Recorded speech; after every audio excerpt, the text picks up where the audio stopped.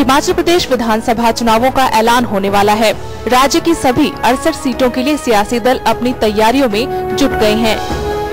Day night news ने राज्य की सभी विधानसभा सीटों का दौरा किया है और विधायकों, दावेदारों, मतदाताओं और राजनीतिक एवं सामाजिक कार्यकर्ताओं से बीते 5 सालों में हुए काम का लेखा जोखा लिया है।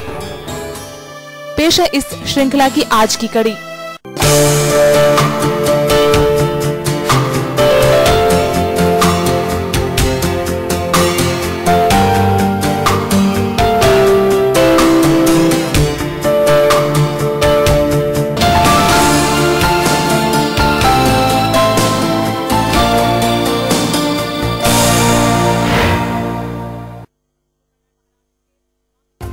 शिमला जिले का कुसुम्पटी विधानसभा क्षेत्र, ये सीट कई मायनों में बीजेपी और कांग्रेस के लिए अहम है। पहली, ये राजधानी शिमला से सटी हुई है और दूसरी, शिमला से सटे होने के कारण हर दल इस पर कब्जा करना चाहता है। कुसुम्पटी के हालात शहरी हैं, लेकिन इसमें कई ग्रामीण पंचायतें भी शामिल हैं।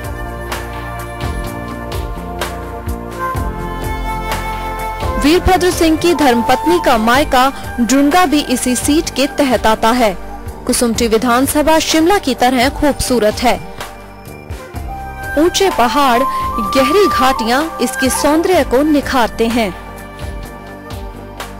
कुसुम्पटी विधानसभा सीट साल 2007 के विधानसभा चुनावों तक आरक्षित सीट थी, लेकिन परिसीमन के बाद ये सीट ओपन हो गई है। ऐसे में अब यहाँ से टिकट के दावेदारों की संख्या बढ़ गई है। बीजेपी की ओर से जहाँ पिछली बार सोहन लाल से पराजित हुए तरसेम भारती टिकट की दौड़ में है, वहीं रूपा शर्मा भी टिकट के लिए दावेदारी जता रही हैं।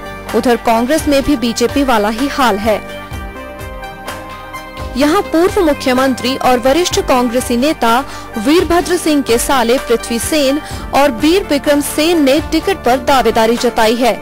वहीं कांग्रेस प्रवक्ता कुलदीप राठौड़ भी टिकट की दौड़ में शामिल हो गए हैं। इसके अलावा शिमला में खबरें ये भी हैं कि वीरभद्र खुद इस सीट से ताल ठोक सकते हैं। कुसुम्पटी विधानसभा में कुल 57,285 मतदाता हैं, जिसमें पुरुष मतदाताओं की संख्या 30,366 है, जबकि महिला वोटर्स की तादाद 26,919 है।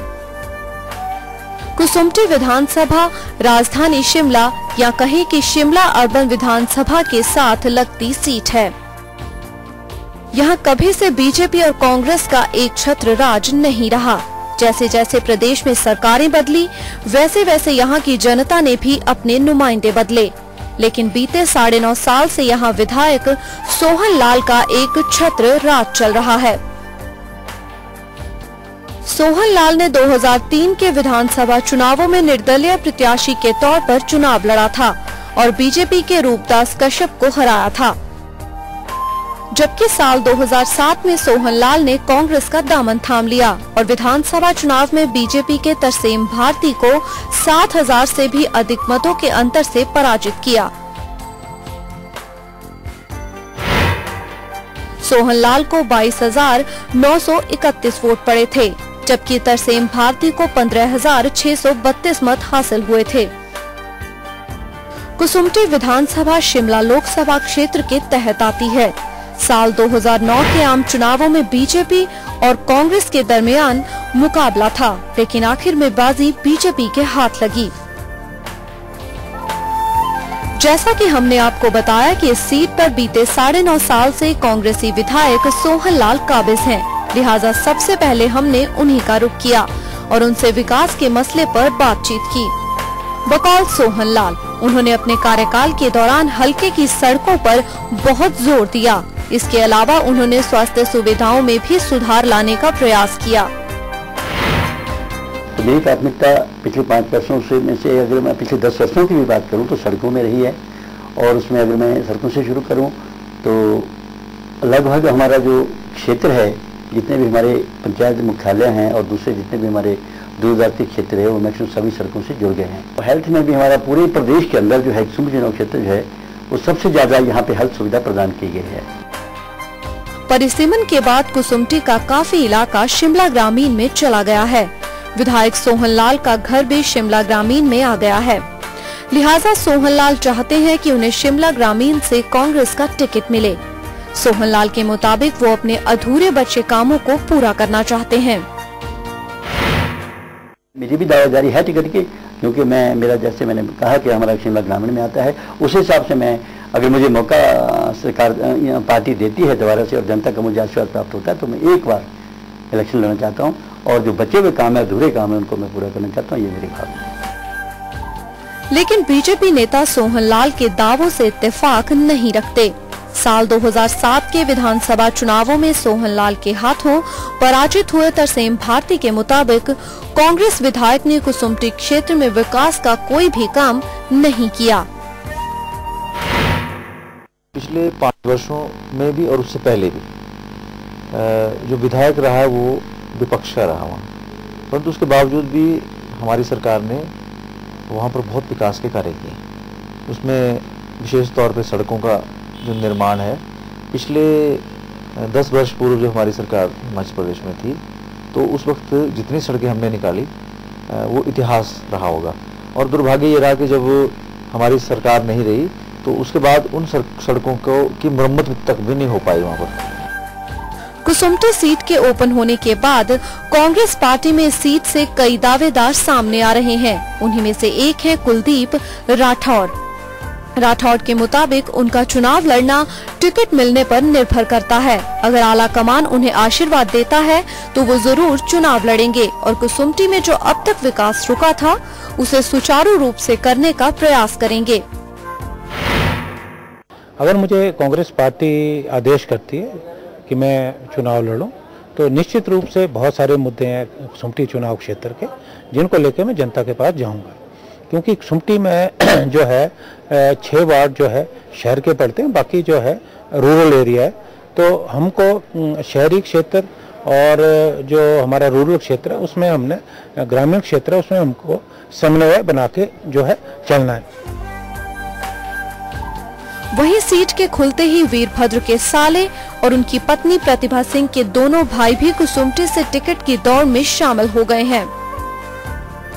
वीर विक्रम सेन और पृथ्वी सेन के मुताबिक बीजेपी के शासनकाल में शिक्षा और स्वास्थ्य का स्तर काफी नीचे चला गया है। ऐसे में अगर उन्हें मौका मिलता है तो वो सबसे पहले इन पर जोर देंगे। हेल्थ की प्रॉब्लम है।